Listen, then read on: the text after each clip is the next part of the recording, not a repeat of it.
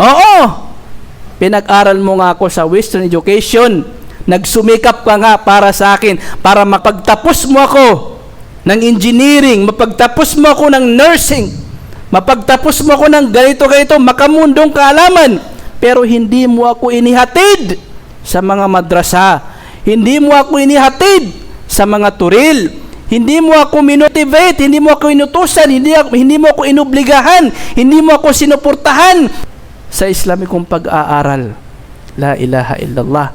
Akala natin papapasalamatan tayo ng ating mga anak sa kabilang buhay na napagtapos natin sila ng mga makamundong profesyon. Wallahi al-azim, hindi nila tayo pasasalamatan kung nagpabaya tayo sa pagpapaaral sa kanila sa Islamikong pag-aaral, mga kapatid sa Islam.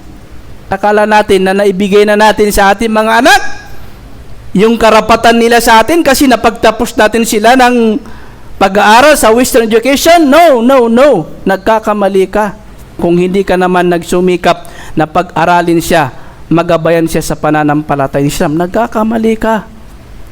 Akala ng ilan sa mga magulang na ang obligasyon lang nila sa kanilang mga pamilya, sa kanilang mga anak ay mapakain sila. Tirahan, mapatira sila sa tirahan. Akala nila yun lang yung obligasyon nila. Basta ako anak na magsusumikap ako para hindi ka mahirapan sa hinaharap. Para kahit na wala na ako, at least may maiwanan ako sa iyo na hanap buhay, profesyon, na pag-aral kita, meron kang buwan-buwan na sweldo, kahit na mamatay na ako, okay na ako doon, anak. La ilaha illallah. Marami sa mga magulang yan ang mindset nila.